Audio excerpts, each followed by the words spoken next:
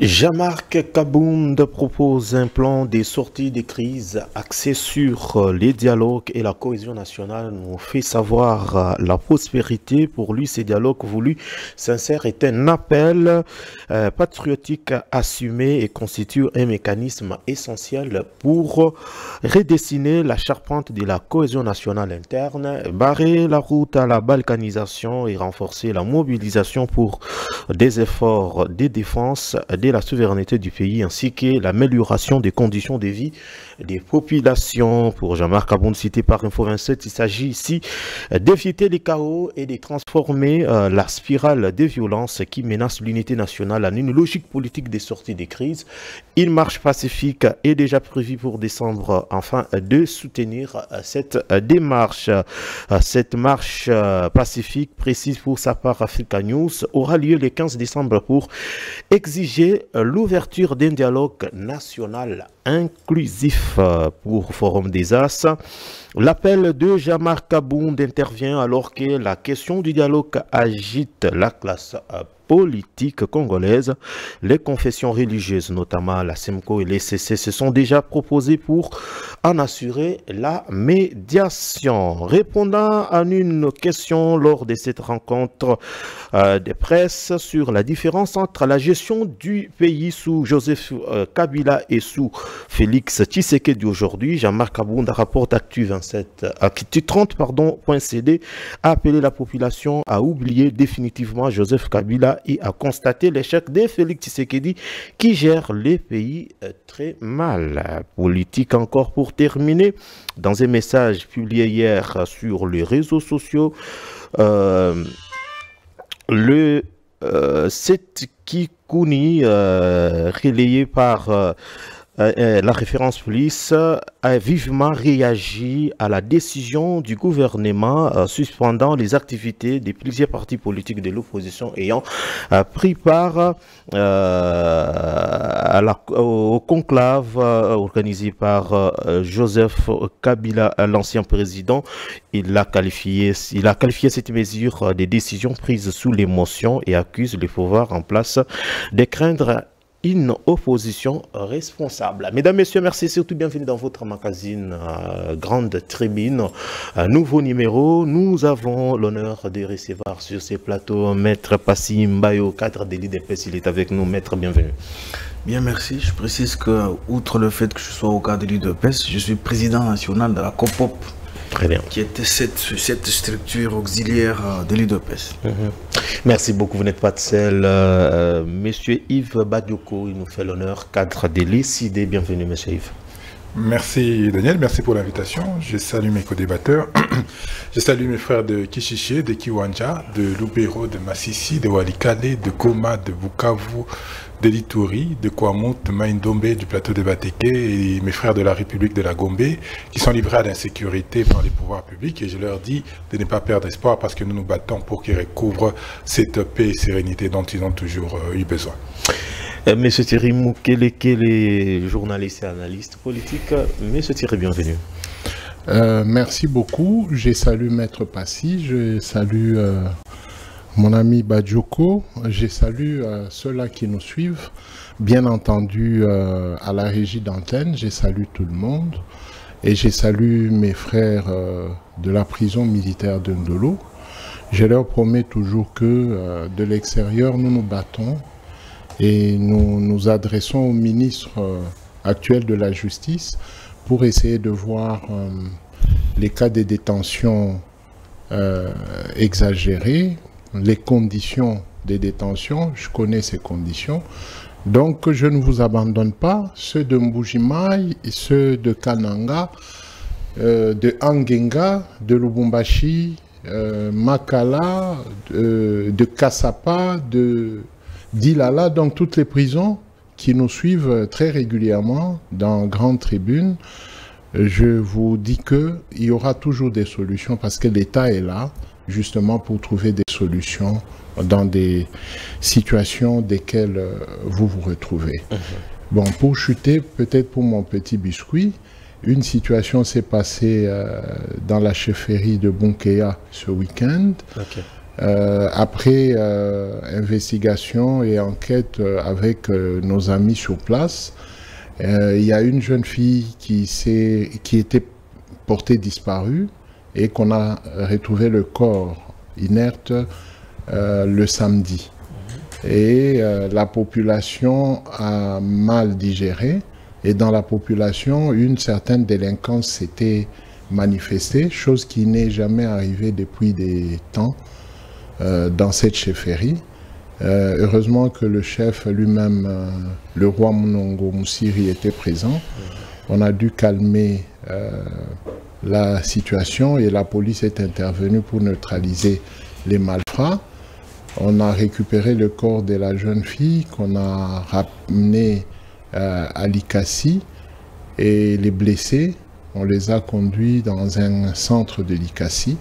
Donc la situation est redevenue à la normale, mais malheureusement il y a eu des casses. Okay. On a cassé les bureaux de la chefferie, on a cassé les bureaux territoriaux là, à la territoriale plutôt, et un des bus qui appartenait à la chefferie. C'est le comble d'inviter un journaliste sur un même plateau avec des opérateurs politiques. Il fait son rôle d'homéostasie pendant que nous voulons faire opération politique. Je pense. Vous allez entrer en matière. Tout droit dans les yeux. C'est un problème. Vous allez entrer en matière. Il faut une page informationnelle pour lui, mais ici on vient débattre. Merci. On va débattre. Ça a toujours été comme ça sur les plateaux. Merci beaucoup. Donc j'ai fini. Déjà de minutes. On va vous les remettre. J'ai fini parce que ce sont toujours des messages informatifs. J'ai fini en disant qu'à Likassi, la question entre la commune de Likassi et la chefferie Mpande persiste. La chefferie accuse toujours la commune d'empiéter sur les terres de la chefferie. Voilà un peu, d'une manière brève, les nouvelles. Merci beaucoup. Alors, des questions font l'objet de notre débat.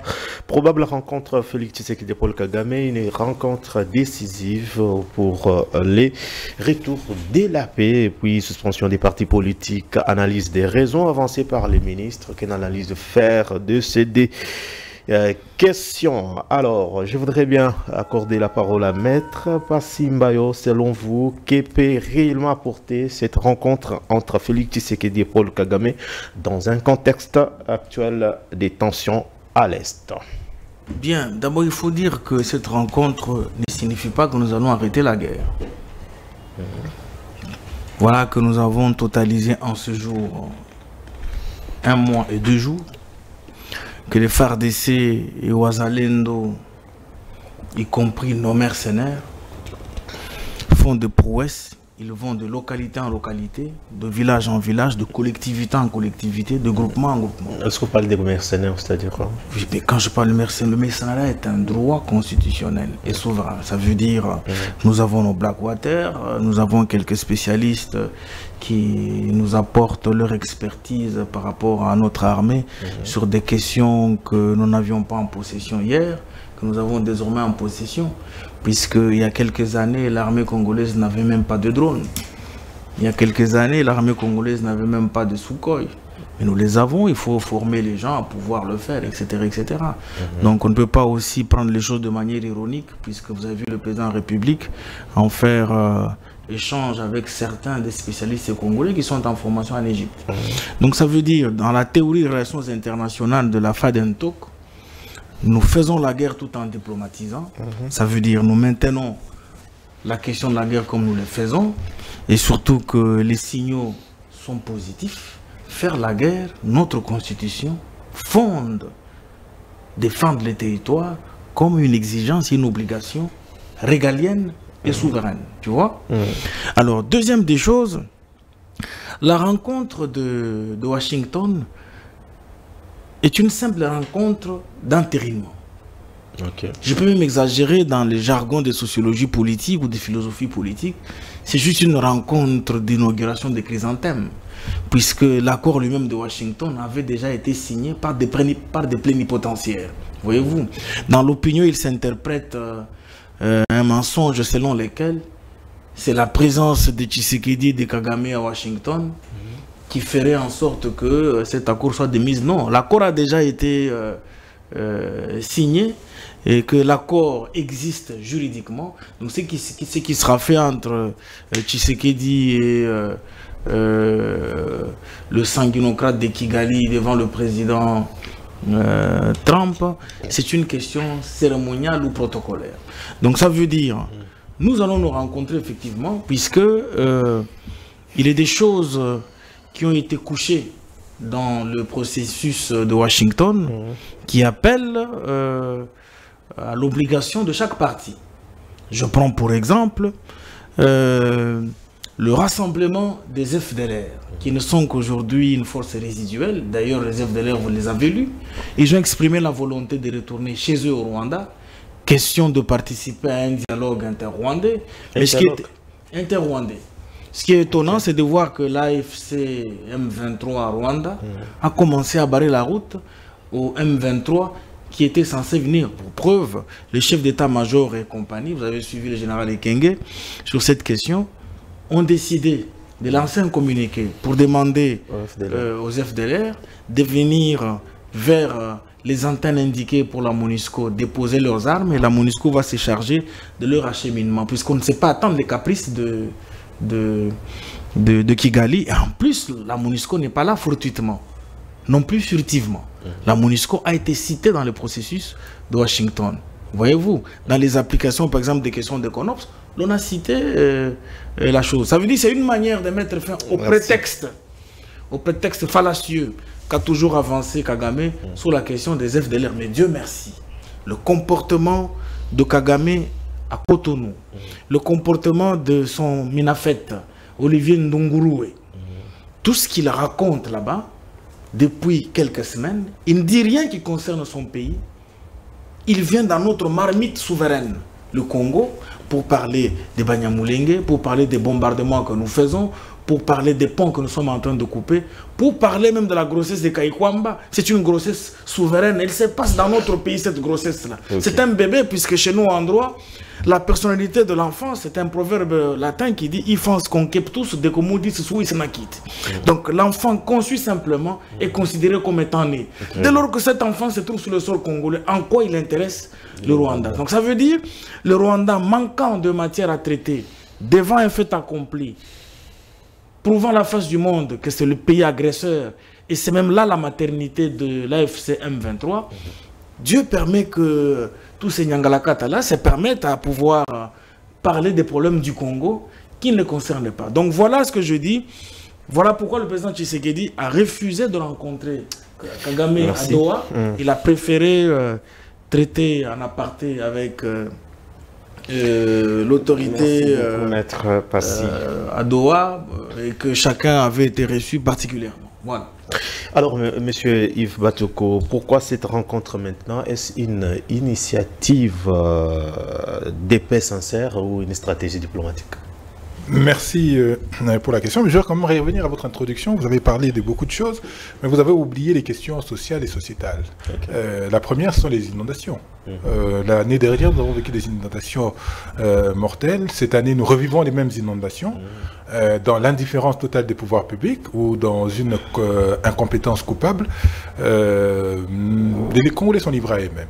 On a vu des maisons inondées, on a vu des places qui devraient être des places de prestige, le Palais du Peuple, le centre culturel, le Nouveau, tous inondés. On a vu ce qui s'est passé à DGC, les Congolais, certains inciviques, s'est livrés à ce qu'ils savent faire de mieux. Ils ont jeté les immondices par terre, mais ça n'inquiète pas les pouvoirs publics, ils sont tranquilles. Et M. Bumba nous demande à nous de faire son travail, c'est-à-dire d'aller arrêter les inciviques et en faire quoi après, je ne sais pas. Vous avez oublié de parler du nouveau GoPass, le GoPass New Look de M. Chabani qui vient de nous imposer $30 de plus.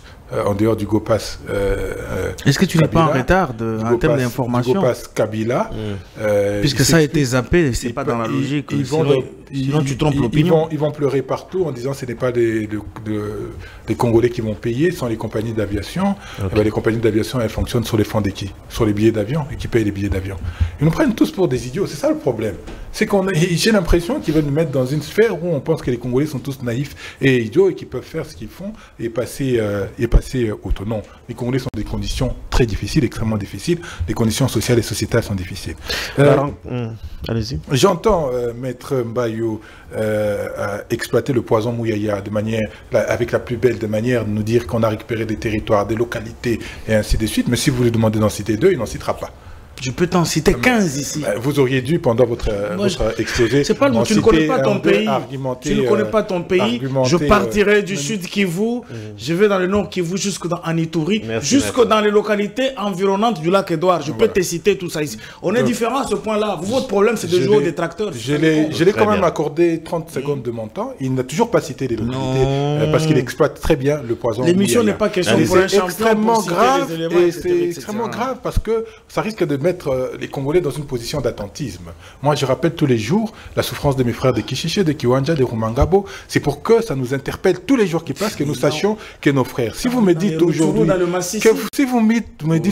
qu'il y a des territoires qui sont récupérés, alors je vais me mettre à mon aise et oublier ça. C'est très dangereux. Le poison Mouyaya est extrêmement grave et il faut l'éviter à tout prix. Je l'ai entendu dire qu'il faut... la guerre ne va pas s'arrêter. Mais ils font la guerre contre qui?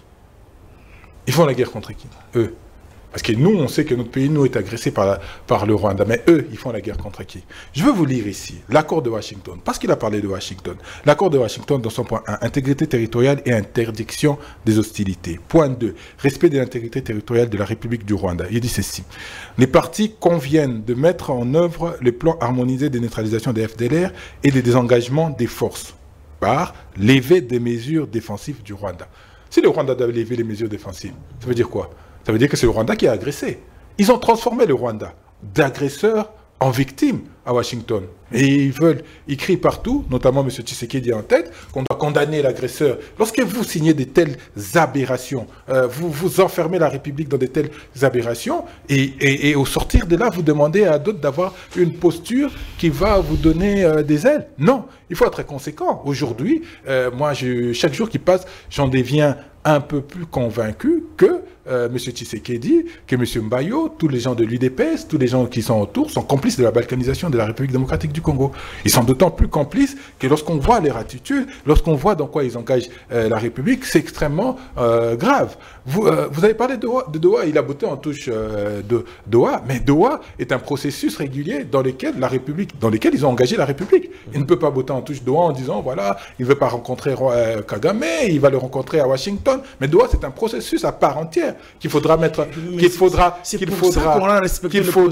mettre en œuvre pour un sommet de développement, voilà qu'il faudra mettre en œuvre. Mais maintenant, le plus important, c'est que comme j'ai dit, la balkanisation est dans nos murs. Les gens pensent que il faut attendre que ce soit déclaré. Je vais vous lire parce qu'il y a le draft de l'accord de Washington, de Doha, qui est en circulation, dans son point 8. Qu'est-ce qu'il dit dans son article 8? Il parle de la création de la force intermédiaire spéciale pour la région touchée. Donc, c'est-à-dire pour le nord et le sud Kivu. La force intermédiaire spéciale fonctionnera selon un mandat temporaire de 5 ans. Ça veut dire quoi?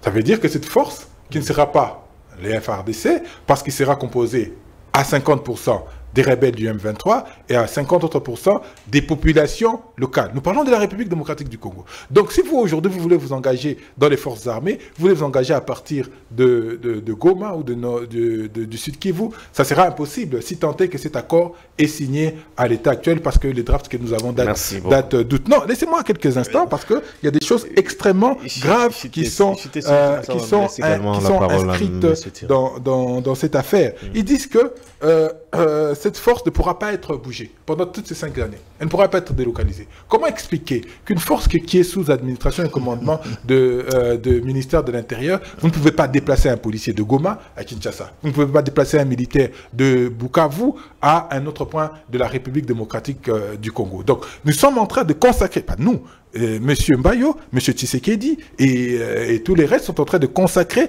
la balkanisation de notre pays dans l'indifférence totale des gens de l'Union sacrée. Qu'est-ce qu'ils disent encore dans l'article 9? Retour des déplacés. Ils parlent des retours des déplacés. Et ces retours des déplacés, ça cache très mal, parce que nous on le voit comme le nez au milieu du visage, la volonté de Kagame de vouloir insuffler des populations rwandaises dans notre pays, parce qu'il prétend toujours qu'il y a 100 000 Congolais qui sont réfugiés au niveau du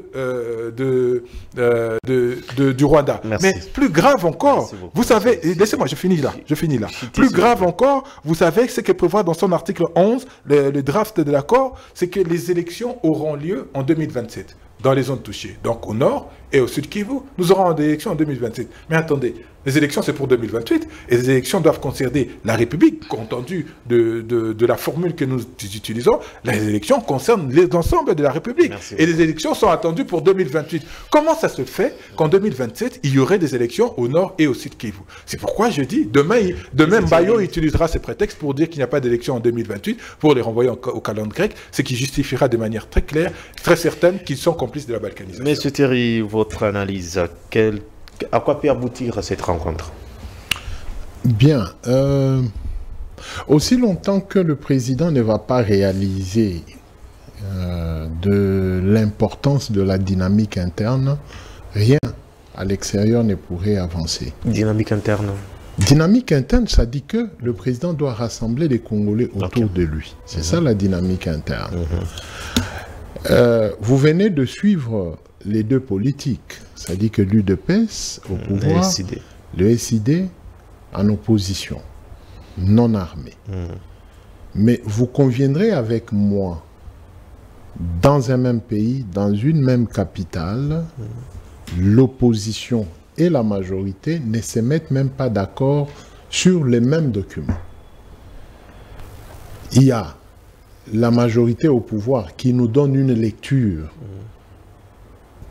qui n'est pas comparable à celle que l'opposition vient de nous lire sur les documents.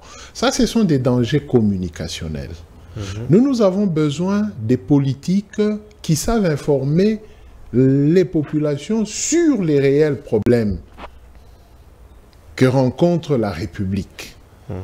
Et quand le président va nous engager à l'extérieur, ça ferait que les populations seraient en odeur de sainteté avec le président et ces rencontres porteraient des fruits. Parce qu'aujourd'hui, les Congolais sont divisés sur la même question. L'opposition et la majorité, dans leur communication, arrivent à diviser les Congolais sur ceux qui doivent apporter leur soutien au président de la République. Donc, c'est pourquoi j'ai demandé qu'on rentre dans la dynamique interne, qu'on les mette sur la même longueur d'onde. Est-ce que c'est vrai l'armée congolaise a récupéré des territoires, des villages, lesquels? C'est pourquoi l'opposition accuse le pouvoir de la dynamique ou de la rhétorique mouyaya.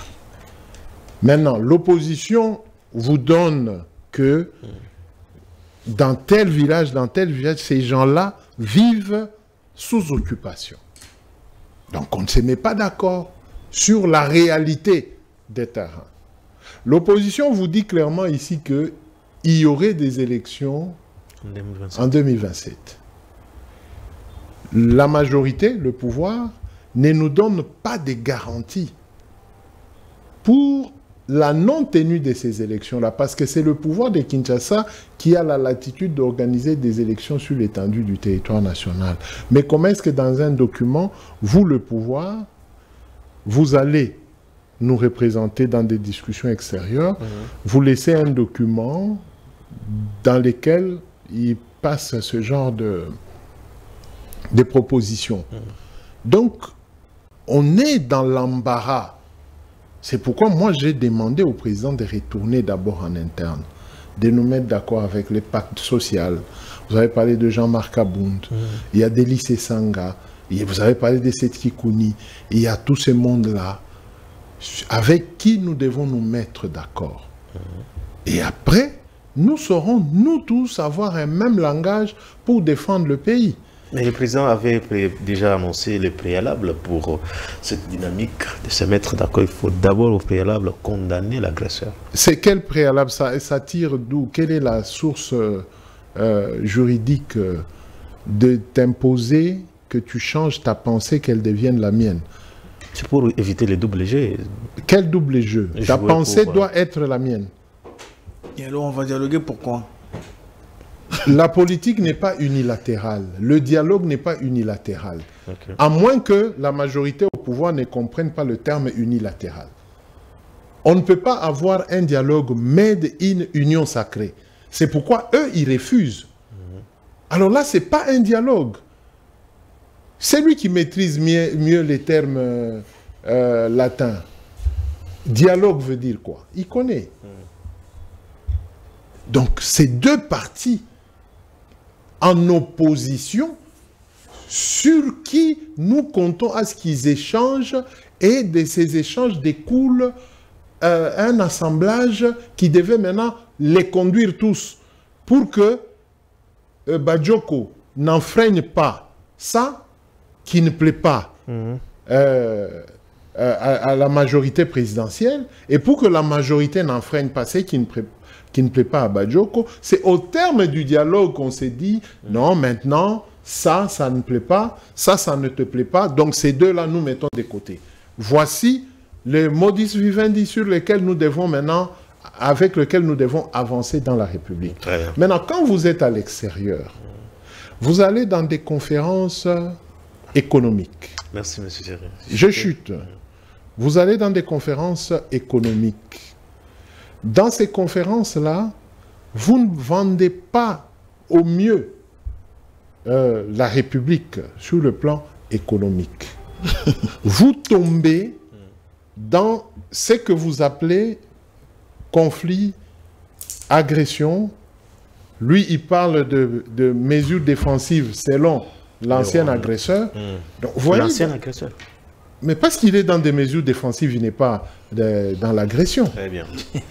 Merci. Il me fait rire, ce gars. Alors, votre réaction, maître, vous avez découvert les mensonges de Badioko là-bas, ça c'est le journal Le Monde. Ok. C'est la seule inquiétude que j'ai toujours eue pour l'intellectuel Badioko. Allez-y. C'est chaque fois que nous sommes sur un plateau de télévision, il vient pondre sa compréhension à lui de l'odeur, j'imagine, de n'importe quelle sauce, pour en faire une compréhension, je veux dire, c'est pas universelle, ou etc., etc. On vient de m'envoyer un autre élément, et le voici, donc je pense que il n'y a rien de tout ce qu'il raconte là. Ok.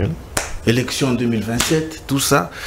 En fait, c'est le comportement alarmiste de l'opposant qui manque de matière à traiter. Je vous ai toujours dit, quand un opposant manque de matière à traiter, il devient par là un détracteur. Et puis, regarde dans son comportement gravitationnel. Il dit non, mais on n'a pas parlé des questions sociales. Non, les inondations.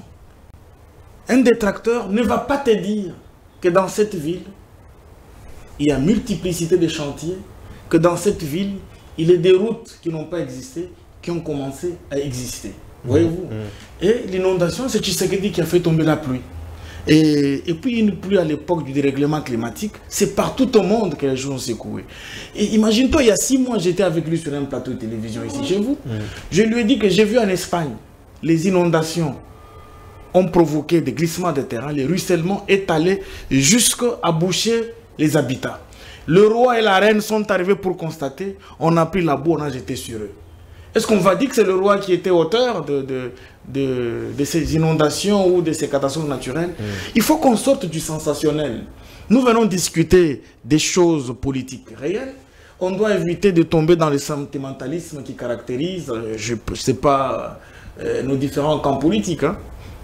Et puis, bon, il parle des immondices. Je suis ici avec lui il y a 6 mois. Je lui dis que le problème de Kinshasa, c'est une question de responsabilité partagée. Lui, là, combien de fois il a jeté des bouteilles par terre dans cette ville? A-t-il cessé de jeter des bouteilles par terre? Le papier qu'il utilise, a-t-il arrêté de les jeter? Ça veut dire, vous voulez que Tshisekedi mette les poubelles? Ben, en fait, non, pas de poubelle. Je vais pas parler. Il y en a des poubelles ça et là, mais écoute, il y a aussi un problème de l'éducation civique qui entre en ligne de compte. Donc ça veut dire, comment est-ce possible que quelqu'un habite une commune Kinshasa et des caniveaux, mais il prend la saleté, la jette. Moi, j'ai vu des gens qui sont à Kalamou et dans le quartier Matongé, qui prennent des saletés, ils le jettent dans la grande rigole de Maya Kalamou qui est devant le stade Tata Raphaël ex du 20 mai. Bon, dites-moi, quand ils les jettent la nuit, là, pendant que tu sais que dans la cité de l'OIOA, c'est lui le responsable. Tu vois un peu comment l'opposant devient détracteur. Je fixe la question du GoPass. D'abord, c'est un mensonge de dire que c'est GoPass New Look. Ça, c'est le discours du détracteur, puisqu'ils veulent tirer le droit de leur côté pour attirer l'attention de l'opinion. Tous les travailleurs, tous les voyageurs nationaux ne sont pas concernés. Le mensonge relayé par le communicateur du Rwanda, Steve Wemby, est tombé. Et tu vas voir que le Steve Wemby se comporte textuellement comme lui. Je vais arriver à lui, je vais te dire. Donc ça veut dire, c'est un mensonge. Deuxième des choses, le document qui a circulé est une convention entre une société de sécurité et deux ministères. Donc pour que cette histoire entre en danse, qu'est-ce qu'il faut? Il faudra un arrêté interministériel. Un communiqué du ministère de l'Intérieur a fixé l'opinion en disant qu'il s'agit effectivement, au moment opportun, d'une taxe qui pourra être appliquée, qui concerne les compagnies qui font la navigation aérienne du pays à l'étranger, de l'étranger vers ici. Tu vois ce qui se passe? Et puis, dans cette taxe-là, il y a ce qu'on appelle de l'incorporation du montant dans le prix de l'avion conformément aux exigences des IATA. Tu vois un peu. Donc il faut lire le code sur l'aviation civile qui comprenne comment ça s'est fait. Donc, il ne faut pas simplement récupérer ça puisque bon, moi je suis opposant, je suis en face de moi, j'ai en face de moi quelqu'un de l'opposition. Les propos qui doivent sortir de ma bouche doivent simplement être à contrario pour que l'émission soit bonne. Donc ça veut dire c'est facile, qui va payer? Vous dites hein? Qui va payer? Mais écoute, mais ton problème c'est lequel? Qui va payer? Non, attends, je te réponds. C'est tout, c'est ça. Je veux que je sens qu'il veut faire la quinoiserie. Mais lui et moi, nous sommes qui va payer? Je suis en train de répondre. Dites aux Congolais. Je refuse de répondre de manière tuyautée. Nous sommes le choix. Quand vous êtes à l'aéroport de la Loire, je dis que au bout d'une semaine, vous recevez au moins 1000 Chinois, sans compter les Indiens, les Pakistanais et compagnie. Tu comprends ce qu'il y a?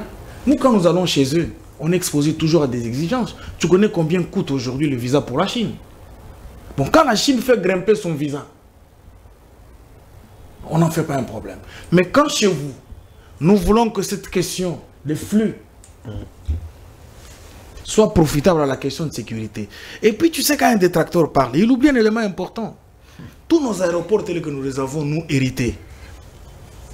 Je ne vais pas exagérer de la colonisation, mais tels que nous les avons hérités du régime rwandocratique d'hier, leur régime. Le régime des médecins. Mais oui, mais c'est un capitaliste.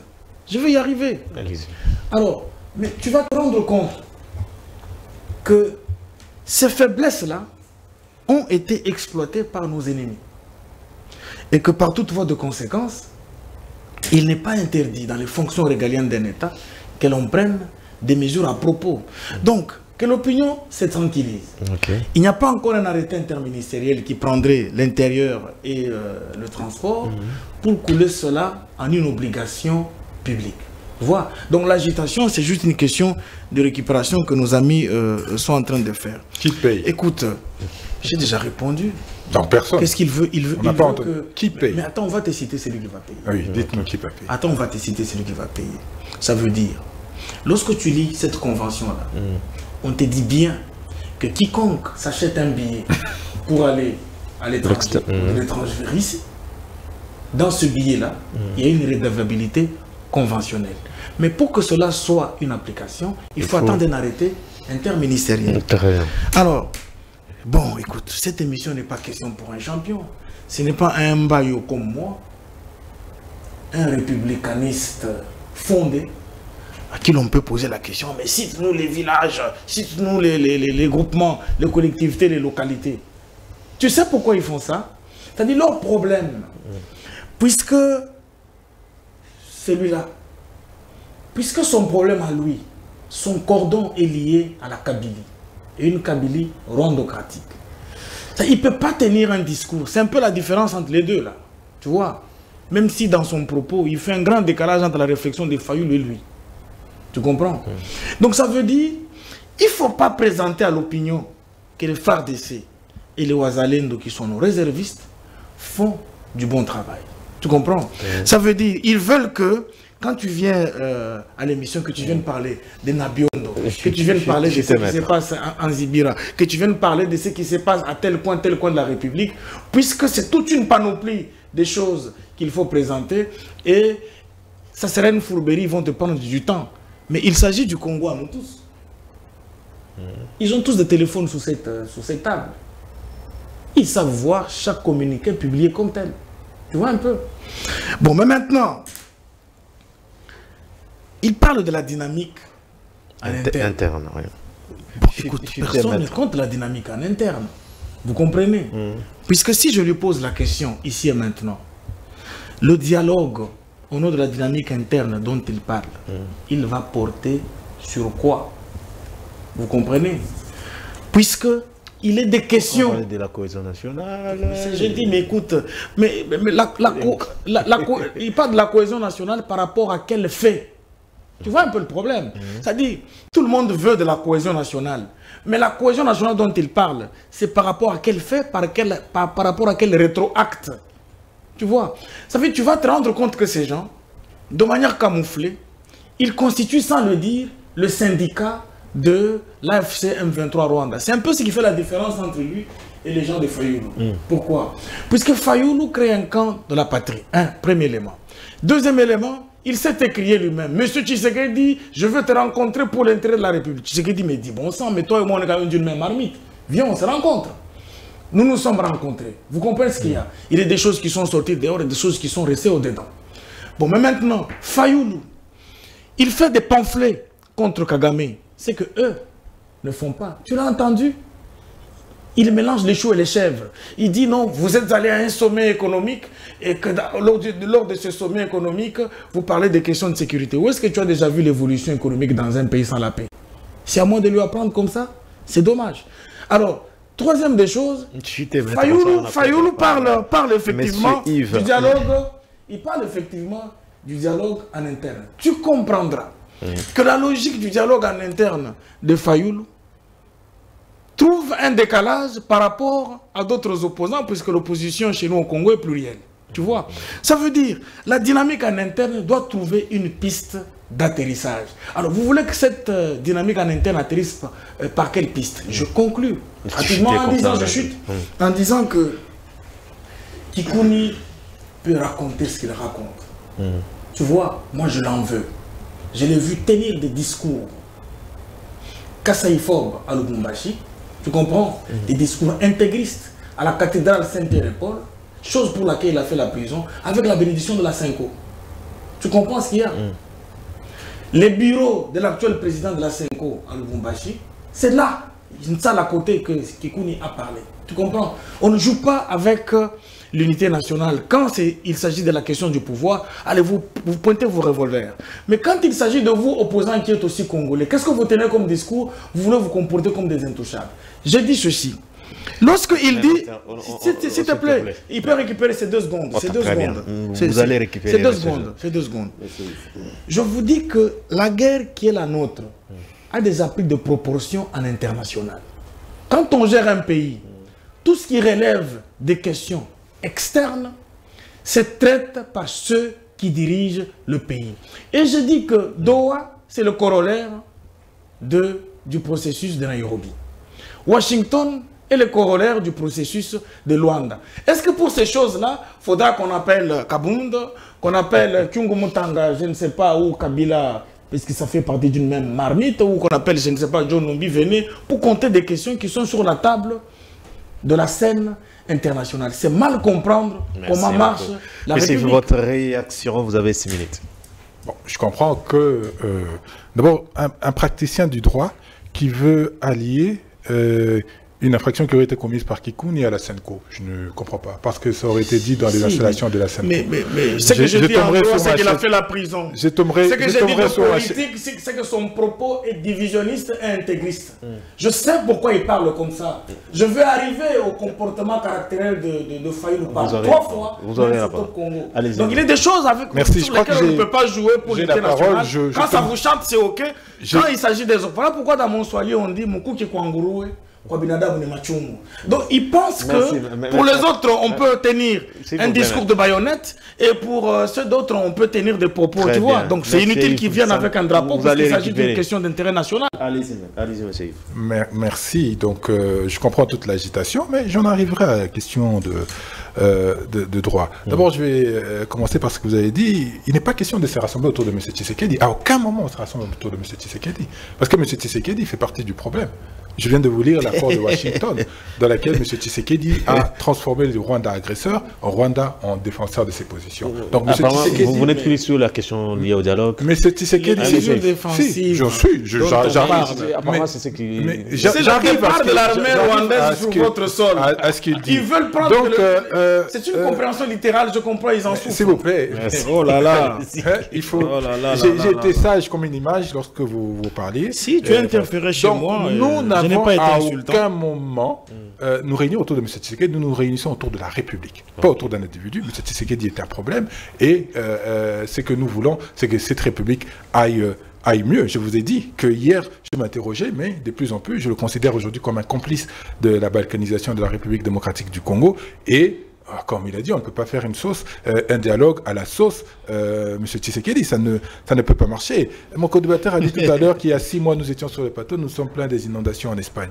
Oui, il y a 6 mois, il y a eu une inondation en Espagne et en République démocratique du Congo. 6 mois après, en Espagne, il n'y a rien, mais en République démocratique du Congo, il y a les mêmes inondations. Ça veut dire que nous n'avons rien fait pour que les choses s'améliorent, et notamment les pouvoirs publics. Il parle de...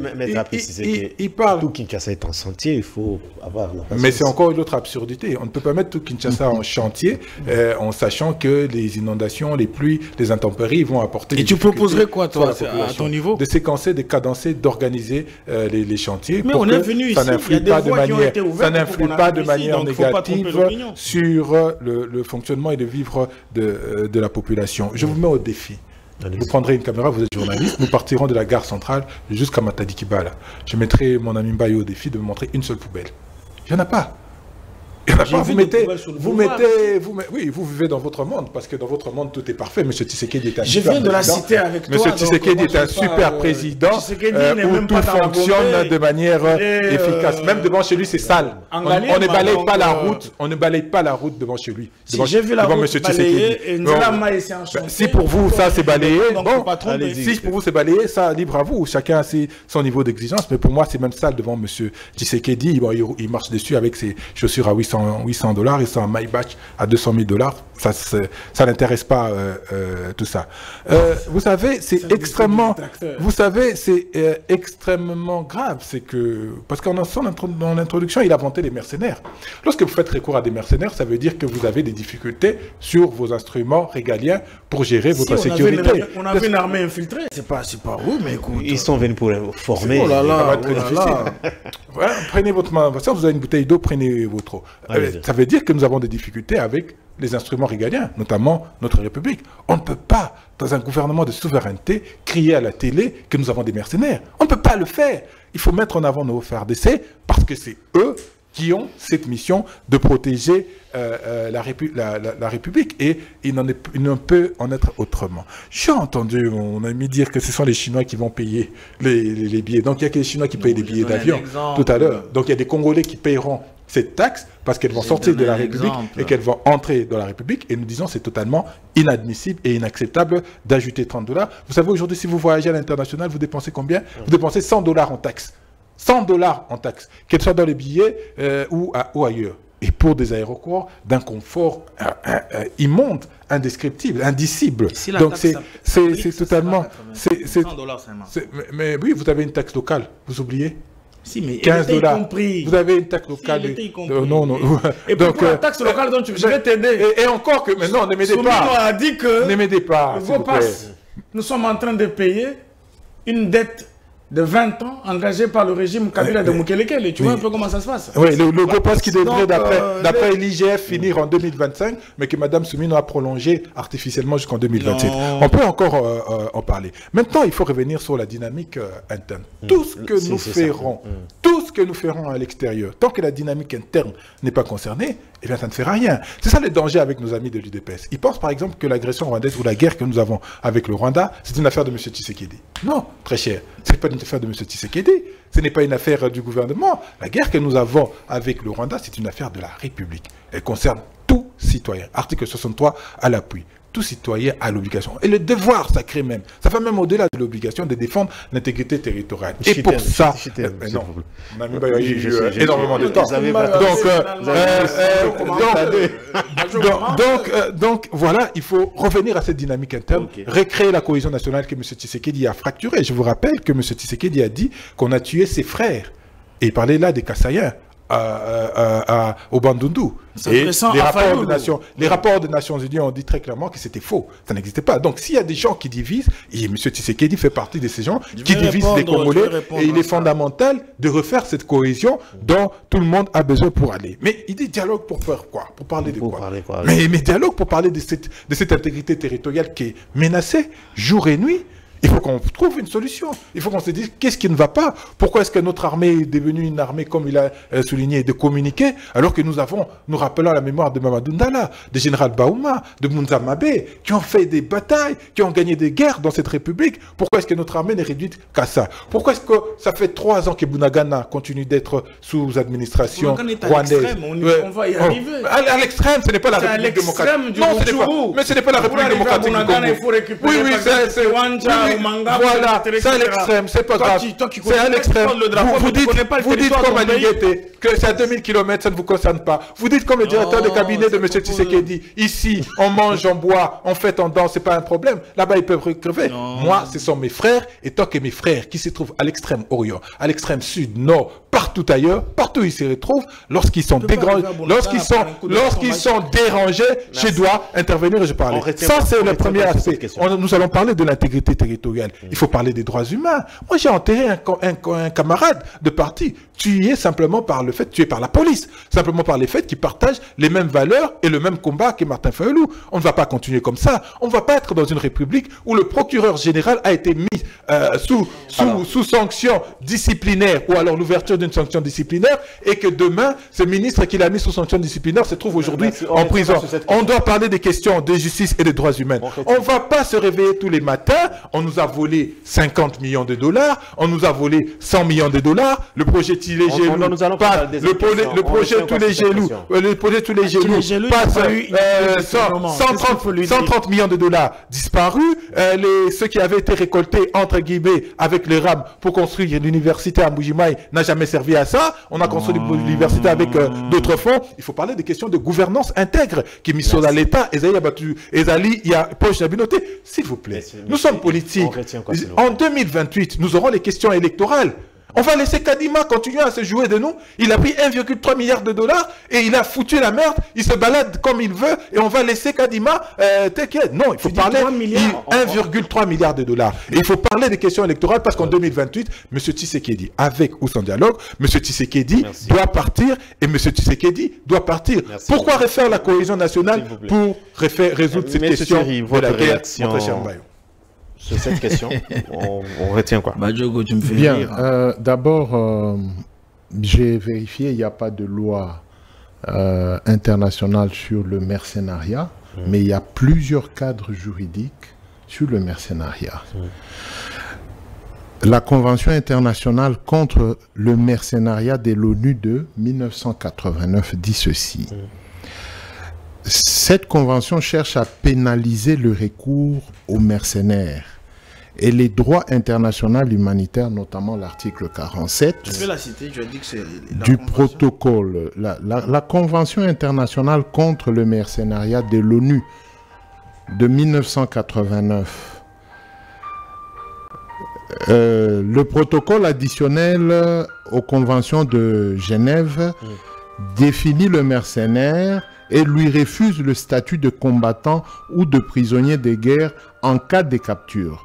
Cette dernière disposition est souvent appliquée dans la pratique, même si la définition est très restrictive.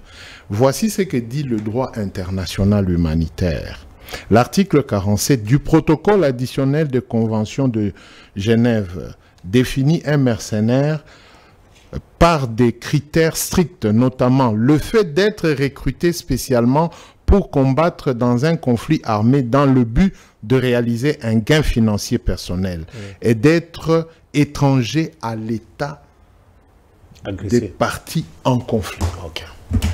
Donc, nous sommes appelés à comprendre ce que nous cherchons, ce que nous voulons. N'en déplaise à cette convention, mais beaucoup d'argent sont affectés à des citoyens autres que de notre pays. Et chez nous, on nous laisse tromper dans cette histoire d'infiltration. Être kabyliste, c'est une fierté pour un Congolais. Être kabyliste? Oui, oui. Moi, je n'ai jamais refusé. Tu as vu, il est arrivé, non? Être kabyliste, c'est une fierté. Est-ce que vous êtes kabyliste? J'ai dit ceci. Être kabyliste est une fierté pour un Congolais. C'est-à-dire? C'est comme ceux-là qui ont été moboutistes et ceux-là qui sont jusqu'à ce jour lumumbistes. Ce sont des courants politiques qui se marient parce que le kabylisme, le moboutisme et le lumumbisme, c'est le même courant politique. Donc, on ne s'en plaint pas. Alors, si nous revenons dans la matière, ici, j'ai bien peint le tableau. Heureusement, si nous avions, ou si nous étions dans une manifestation où on devait coter, aujourd'hui, c'est les idées qui gagnent sur l'UDPS. Sur quel plan? Nous, on s'en fout. Mais sur les échanges. C'est un débat démocratique. Oui, nous sommes dans un débat, mais moi je me rends compte... Réflexion pour enfants, là. Moi, oui, dans l'enfance de l'idées, moi je le comprends mieux. Ça dit que moi... C'est toi qui fais l'enfant. Moi, je n'ai pas beaucoup étudié. J'ai mieux compris le langage de l'idées que de l'UDPS ou de l'Union sacrée. Or, dans les efforts d'un parti politique et dans les efforts d'un pouvoir exécutif, c'est que vous soyez comestibles par nous qui n'avons pas beaucoup étudié. Moi, je n'ai pas beaucoup étudié. Finalement, la maman qui est analphabète comprendrait quoi? Or, moi qui n'ai pas beaucoup étudié, j'ai mieux compris les idées. La maman analphabète qui est proche de moi, je la ferai mieux comprendre ce que les idées viennent de dire. Parce que tout ce que l'UDPS a dit, je n'ai rien compris. Littéralement. Parce que je parle quand même bien français, même si je n'ai pas beaucoup étudié. Alors, dans le peu d'intelligence que j'ai, les idées me fait comprendre les réalités de mon pays. C'est ça la différence. Vous voyez? Mais d'où est-ce qu'il a sorti que je sois kabyliste? Ça n'avait rien à voir. Moi, j'ai peint les deux tableaux. Face à eux, il nous est recommandé un dialogue. Et les idées me rappellent que non. Pour nous, le dialogue autour de Tshisekedi, quoique moi, je n'ai pas dit le dialogue autour de Tshisekedi, mais les idées me parlent que monsieur qui n'a pas beaucoup étudié, pour nous, le dialogue autour de Tshisekedi, c'est non, parce que c'est Tshisekedi le problème. C'est mieux que je comprenne ça. Et vous êtes d'accord? Mais j'ai compris. Qu'est-ce que l'UDPS a réagi? Il n'a réduit que les idées à un niveau plus bas de ses études. Ça n'a rien à voir. Maintenant que les idées devient encore bas dans ses études et que moi je suis plus bas que les idées, j'aurais préféré que lui, dans ses multiples connaissances, me fasse comprendre, parce que moi, je suis mieux placé chez les analphabètes, mon message va passer. Merci. Alors, le président de la République, au niveau extérieur, quand vous suivez les idées, il n'a pas l'appui des Congolais. C'est pourquoi j'ai demandé qu'il revienne, qu'on parle en interne, pour qu'il ait l'appui des Congolais. On parle de quoi?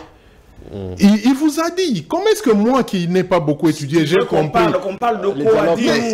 Non, il a dit clairement. Il peut répéter pour l'entendre de nous tous. On peut parler de quoi? Je lui donne 30 secondes qu'il parle. Parce que moi, j'avais compris. Droits humains et justice, gouvernance intègre, il y a l'État, il y a l'équipe. Élection de 2028. Réforme institutionnelle. C'était clair que moi qui n'ai pas beaucoup étudié, j'ai compris. Alors, le président de la République, nous tous, kabylistes sur le plateau, nous avons, oui, j'affirme, nous avons le devoir d'accompagner le président. Okay. Kabila, qui est en exil, a le devoir d'accompagner le président. Nanga, qui est dans les territoires occupés, a le devoir d'accompagner le président. Merci beaucoup, monsieur. Je chute en disant ceci. Je n'ai jamais entendu Nanga omettre que il peut tout donner les noms à Tshisekedi, mais je ne l'ai jamais entendu omettre que présentement c'est Tshisekedi qui est président. Ça, eux ne veulent pas comprendre. Mais eux veulent imposer aux Nanga qui sont des infiltrés et ils sont moins congolais que eux. Très bien. C'est ce qui ne peut pas passer. Alors, on prend la dernière question. Je termine en disant ceci. Oui, je termine en disant ceci. L'UDPS, principalement, et l'Union sacrée, doit quitter cet orgueil inutile. C'est quoi l'orgueil? Ce qu'ils disent, ils croient qu'ils sont plus congolais. Quand ils parlent du tribalisme ou du kassaianisme de cette Kikouni.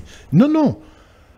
Le comportement du Kassaïen... Il a fait la prison pour ça. Oui, il voulait d'un élément juridique. Maintenant, je vous donne...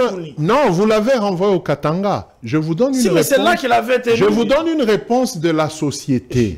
Oui, je chute par là. Je donne une réponse de la société. La question Katangais... Le Kassaïen, c'est qui? La question Katangais... Je ne vois pas pourquoi. Moi, je parle de République. La question katangaise... Mais c'est toi qui as amené ça. La question katangaise... Katangais Kassaïen, c'est une question très simple, où les gens doivent connaître et comprendre. Quand nous sommes à Kinshasa, nous sommes tous Kinois, mais des degrés différents. Moi, je suis ressortissant du Katanga. Je ne suis pas ressortissant du Kasaï pour être Kassaïen. Et quand je quitte le Katanga, je vais dans le Kasaï, on me rappelle que je suis Mouena Katanga. Donc, les Kassaïens connaissent que je ne suis pas des leurs. Mais quand vous êtes dans l'espace Kasaï, il y a des Kassaïens ressortissants du Katanga dans l'espace Kasaï. Vous ne pouvez pas être au Kasaï, vous dites que vous êtes Katangais. Non, vous êtes Kassaïen, vous revenez du Katanga. Donc il y a des choses simples à comprendre que l'UDPS doit intérioriser pour éviter cette victimisation. Hein, de s'octroyer la kassaïanité. Hein? On croit que quand on est à l'UDPS, on est obligé d'être kassaïen. Non. Avant que je réagisse, on va prendre la dernière question, c'est sur la suspension des partis politiques et puis on va terminer. Réagissez d'abord comme ça, on prend la dernière question. J'ai réagi d'abord en Kelekele. Tu vois, écoute, pour un conseil de frère, hein, je lui demanderai de réfléchir 7 fois sur la manière dont il navigue à contre-courant. C'est-à-dire quoi? Puisque j'ai l'impression qu'il constitue même un danger pour sa propre famille. Un danger? Si, je sais. Ça a toujours été son langage. Laisse-le parler. Je connais. Je sais ce que je dis.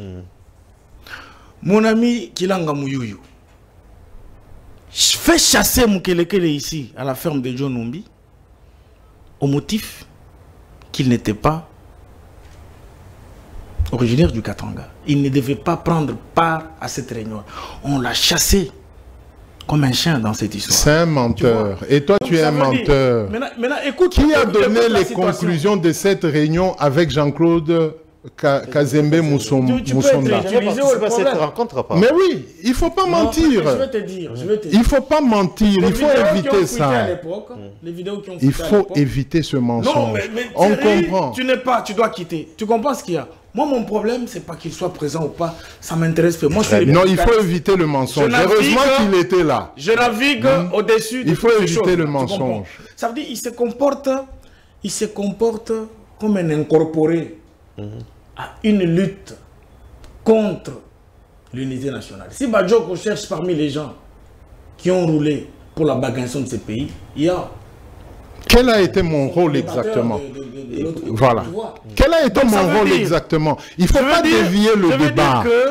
Hein? Tu as menti sur la femme de John Numbi. Quand vous l'invitez, tu veux en arriver à quoi? sur Non, votre plateau télévision, faut pas mentir. Il ne faut plus lui donner la casquette d'analyste ou de journaliste politique. J'ai toujours été analyste. Il doit déterminer son camp politique. Okay. Il a dit sur un plateau, et ici il a rempli le plateau à Lubumbashi, où il dit qu'il était membre de Mira, qui était le parti de Gédéon Kyungu Mutanga.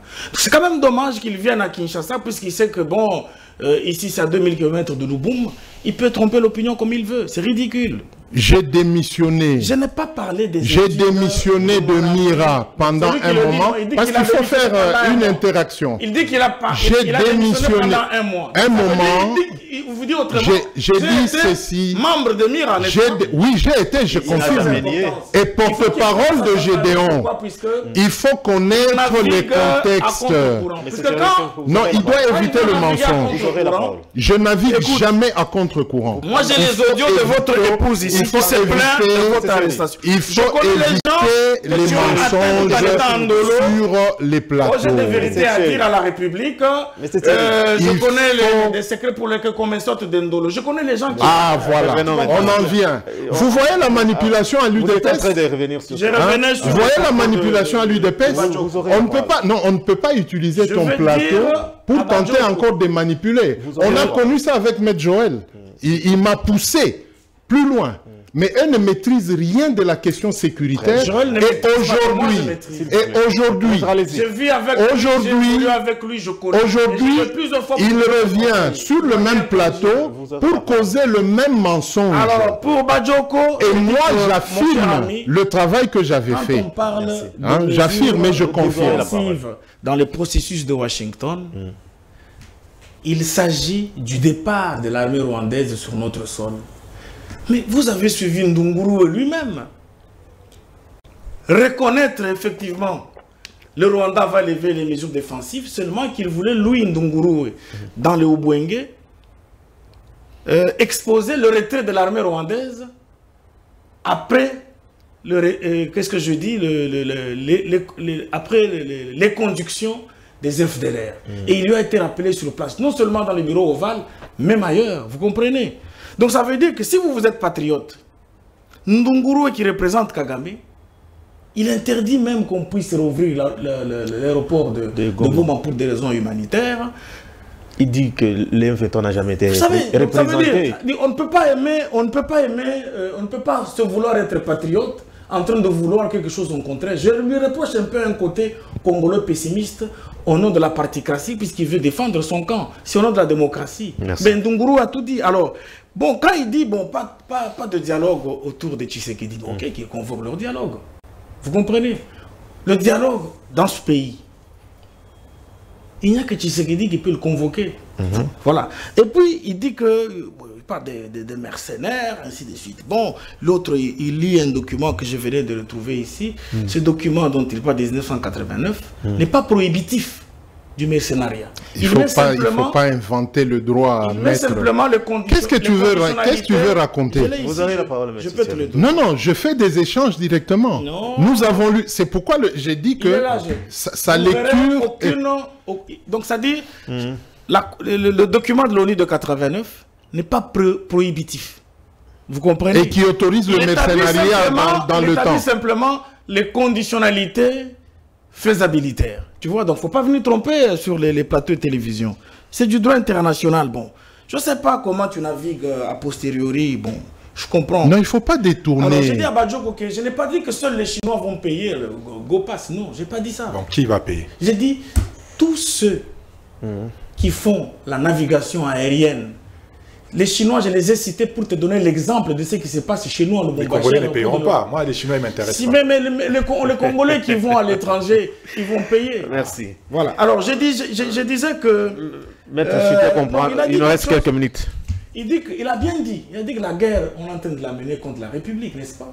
Mais la République est gérée selon notre constitution. Comment il veut qu'on fasse la guerre contre le Rwanda sans le régime Tshisekedi? C'est un peu ce qui est crescendo dans le raisonnement de Badioko. J'ai dit un autre élément, mon cher ami. Martin Fayoulou, j'ai toutes les photos avec lui. C'est nous qui les recevions à Lubumbashi. C'est même nous qui avons installé ESIDA à Lubumbashi en 2010. Pour ton information, Je peux bien l'aimer au nom de la patrie, mais je lui reproche d'avoir versé dans l'intégrisme. Fayoulou, lors du meeting à Sainte-Thérèse ici, le jour où il invite, vous avez reçu Jean-Pierre Bemba, les gens se sont mis à crier là-bas. Fayoulou en train de danser du haut de la tribune. Boma Moulou Batika Nyoka. C'est Bemba qui prend parole, qui dit, nous faisons de la politique botika makambo tribalisme. Moi, si Nanga Oaza Pembi na Botine Ebana, tu comprends un peu. Fayoulou ne s'est pas arrêté là. Il va sur Top Congo. Merci, merci. Il va traiter les Wewa, les motards qu'on appelle chez nous à Lubumbashi, les Manseba. Il les traite d'une milice tribale que Tshisekedi a créée.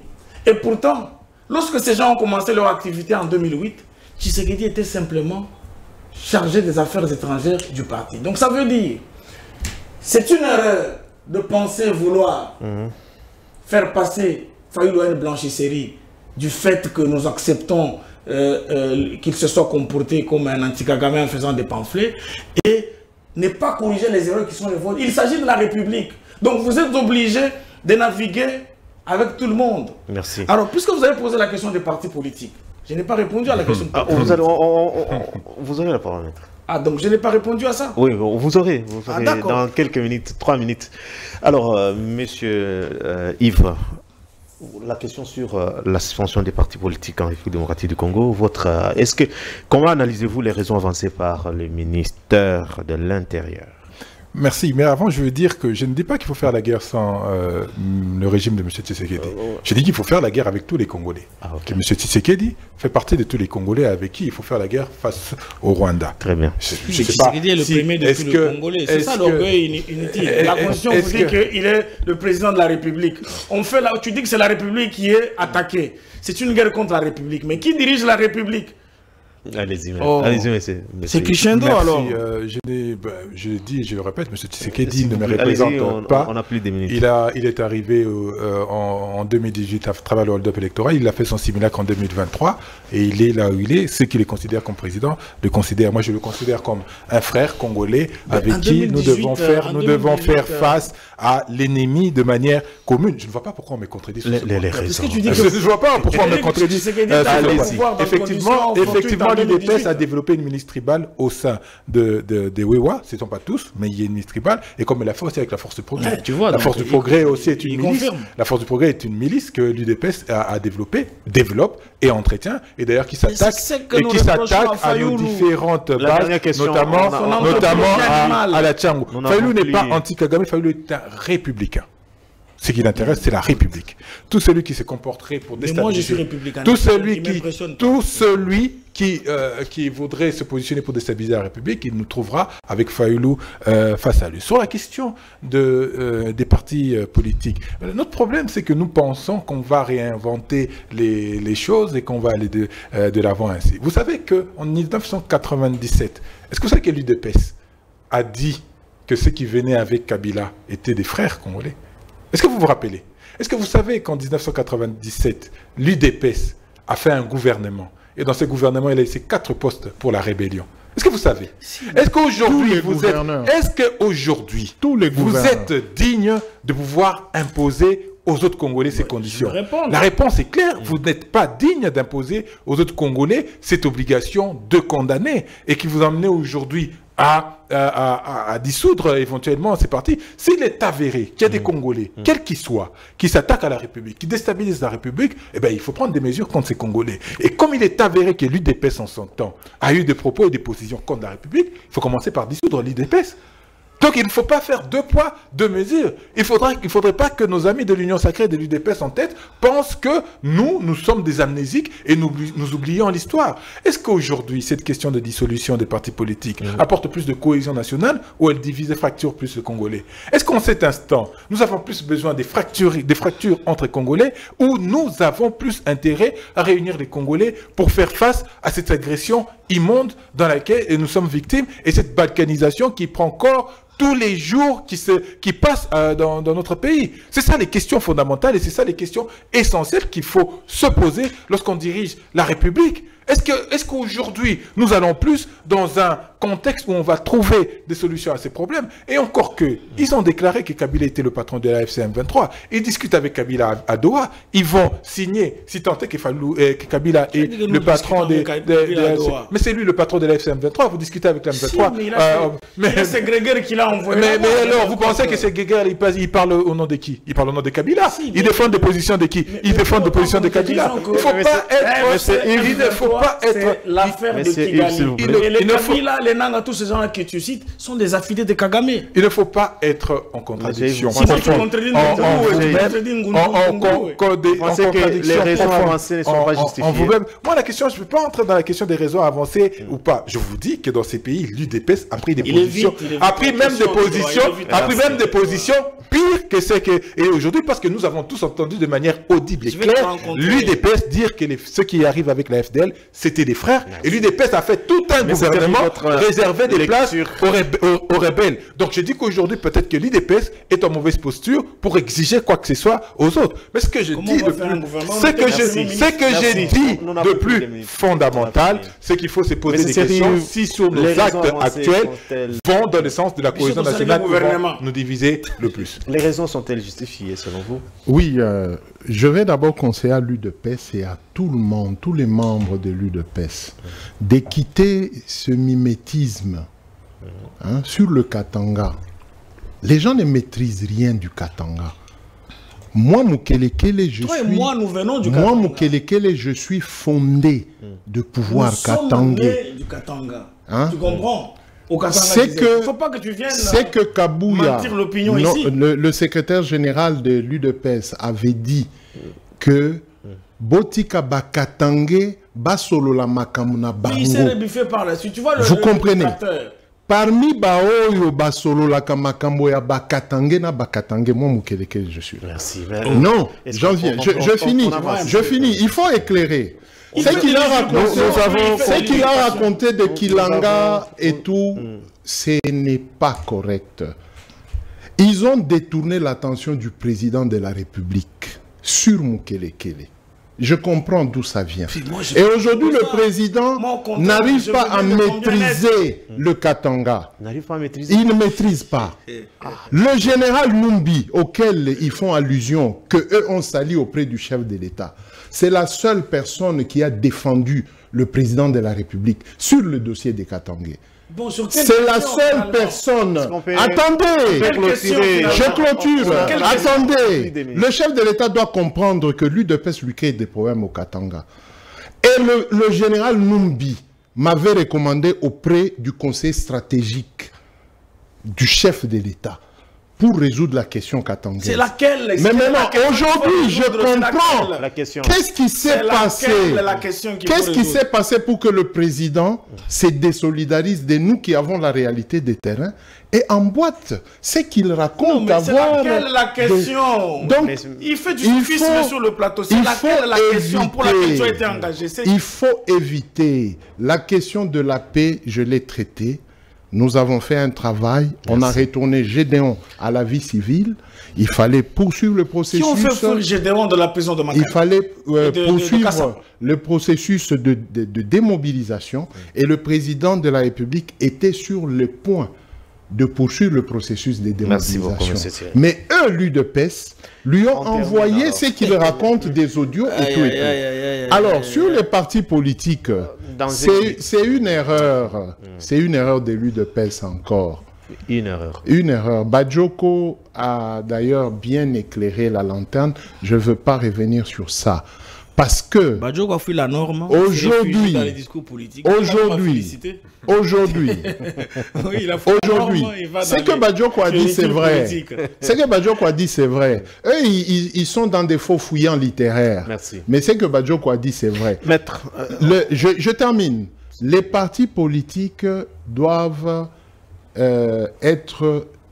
ils doivent continuer leur travail. On a évoqué le non-respect des textes légaux. Quels sont ces textes légaux qu'on n'a pas respectés? Le PPRD, où est-ce que le PPRD a jeté, où est-ce que le PPRD a jeté une pierre 5,32 tout au long de l'espace, tout au long de l'espace du Katanga. C'est pourquoi j'ai dit que Badioko, qui est moins intellectuel, très moins intellectuel, j'arrive à mieux comprendre Badioko. Très bien, merci. Donc il faudrait comprendre que les partis politiques doivent fonctionner pour qu'il y ait harmonisation et que nous allions à ce que nous avons appelé la cohésion nationale, afin qu'on atterrisse en douceur et qu'on ait des élections en 2028, qu'on change de président et que le meilleur puisse gagner. Voilà. Maître, comment vous justifiez cette mesure auprès de l'opinion? Tu sais, je suis en train de rire quand j'entends... Allez-y, on termine par là. Mukeleke, le Kanda, moi, Dianvita, en train de réagir ainsi. Bon, écoute, l'identitaire va finir par l'engloutir s'il ne prend pas conscience. Il n'y a rien, il ne faut pas mentir aux gens. Alors, je vais dire à mon ami Badioko que, mon cher ami, à Tchiléjoli, il n'y a pas eu de tournement. Ça, c'est le discours du détracteur. Si tu veux parler de RAM, parle plutôt des universités qui sont nées de RAM. En commençant par Kinshasa, nous parlons de l'Ituri et nous parlons de l'UV de Mbujimaï. Je crois une autre que j'ai ignorée. Donc, il ne faut pas tromper l'opinion. Même le programme de 100 jours, le chef d'État lui-même a dit à vos confrères de Top Congo que c'est 83% de réalisations. Vous comprenez?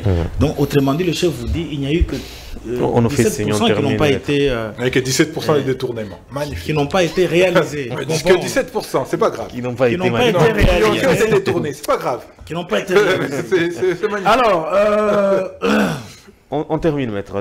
Je suis d'accord qu'ils disent qu'ils veulent un dialogue sur l'intégrité territoriale. Mais ok, mais il y a quand même des garants de l'intégrité territoriale. Ceux qui gèrent le pays au quotidien. Qui n'arrivent pas à bien gérer. C'est pourquoi eux demandent le dialogue. Il fait l'apologie de la FCM 23 Rwanda, moi je te comprends, je te dis. Non. C'est moi qui ai sorti aujourd'hui sa vraie qualité. Maître, si je veux faire l'apologie... Maître, si je veux faire l'apologie du M23, je n'ai pas besoin de l'UDPS pour avoir l'autorisation. Quand même. Nous ici. On est libre d'adhérer à tous les mouvements qu'on veut. Ce que dit tous les faits profs ont été renvoyés en prison, même en relégation. C'est sous le régime de l'AFDL. Pourquoi? Parce que nous avons dit à Laurent Désiré Kabila, prends ces gens, retourne-les chez eux. Paye la facture, comme ça on reste entre nous Congolais. Mais comme dommage, l'AFDL était aussi rwandocratique avant que Mouzé ne puisse se réveiller, nous en avons fait les frais. C'est en retard que le pauvre Mouzé a compris qu'il fallait faire venir Tshisekedi à Lubumbashi pour négocier avec lui. Donc il n'a pas l'information. Donc sur Outeni Kalaïdi, nous avons créé un gouvernement. Nous avons envoyé Olendankoy à Lubumbashi le 9 avril après la tombée de la ville de Lubumbashi pour qu'il aille discuter avec Mouzé relativement à la question du gouvernement.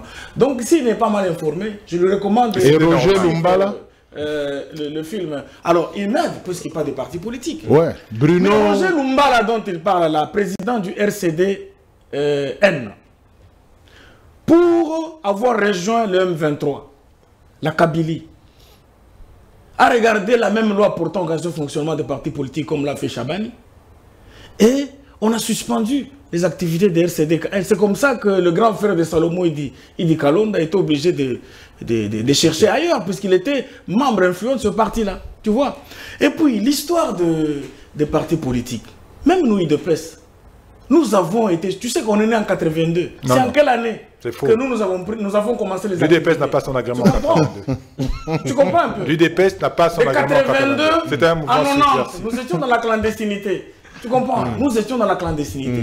Nous, ici, nous avons connu le dédoublement de l'UDPS. Jusqu'à nous fabriquer un certain Etienne Tshisekedi Wampumbwe par les gens de la Kabylie ici. Donc, il veut que nous puissions établir la justice dans ce pays. Et quand vous étiez dans la clandestinité, l'UDPS était suspendu à Kinshasa. Ça dit, si vous violez Daniel, la loi. Si vous voulez quand Moubaké... tu sais que dit Kagame et la suspension retient quoi dans une minute, on a fini. Si, mais c'est ce que j'ai dit pour la suspension. Mon De cher manière ami, ramassée. la loi est dure, mais c'est la loi. Okay. Ceux qui sont tombés dans la violation de la loi, ils en ont eu pour leur compte. Et puis dans un état de droit, ils vont faire des recours. J'ai vu le parti LGBT là-bas aller introduire un recours hiérarchique ou un recours ordinaire auprès du ministre. Ça veut dire, prochainement, ils vont se rendre au Conseil d'État. C'est ça l'état de droit. Donc à propos de la rencontre Tshisekedi et Kagame, pendant que je vous parle, autant que nous sommes en train de faire la guerre, la question qui va se faire à Washington est une question simplement protocolaire. L'accord a déjà été signé. Donc, on doit éviter sur ton plateau... On retient qu'il est fondamental qu'il faut de la dynamique interne qui va apporter un poids au processus extérieur. Nous l'avons dit à l'époque de Nairobi, on ne nous a pas écouté, Nairobi a été un échec. Nous avons dit à l'époque de Luanda, on ne nous a pas écouté, Luanda a été un échec. Donc il est fondamental, s'il vous plaît, il est fondamental aujourd'hui que les Congolais se mettent ensemble, que les Congolais refassent cette cohésion nationale afin de faire face à l'adversité. Nous sommes toujours ensemble, sauf ceux qui ont pris les armes. Dans une minute, on a fini. Oui, nous devons éviter, quand nous venons débattre la nation, de terroriser ton prochain, disant M23. Pendant que le gouvernement parle avec le M23, lui veut m'interdire, si moi j'ai les idées de parler avec le M23. Comment est-ce qu'on a fait la reddition des Gédéons? C'est d'aller les rencontrer. Eux, s'ils sont incapables, d'aller à Goma, que le chef de l'État nous donne les moyens, nous irons à Goma, nous allons parler avec nos frères. Nous allons parler, mais oui, il faut garder. Tu vois, il vous dit autrement dit que je vais rejoindre. Nous disons ceci, nous avons une expertise. Gédéon était considéré comme ennemi de la République. Merci, monsieur Yves. Gédéon était considéré comme ennemi. Mais nous pouvons aller à Goma et parler avec eux. Que d'aller à Doha pour parler avec des gens à Goma. Tu n'es pas fiable. Donc voilà, nous disons à toute la population que la paix que nous sommes en train de rechercher... Je n'ai jamais laissé cet homme passer aux médias. Je ne suis pas son porte-parole, je ne suis pas son communicant. Je ne suis pas son communicant. Il faut... En défaveur de l'individu pour rien là. Non, tu t'es trompé. Parce que tous les montages qu'ils ont fait contre Kiaboula, ils n'arrivent pas à le faire arrêter. C'est parce que Moukelekele est parti aux médias. Toi, tu es allé salir l'individu. Mais pourquoi vous n'arrivez pas à l'arrêter? Une sortie médiatique. Pourquoi vous n'arrivez pas à l'arrêter? Parler comme lui. C'est parce que Moukelekele est intervenu. Demain, à la même heure, d'ici là, portez-vous bien.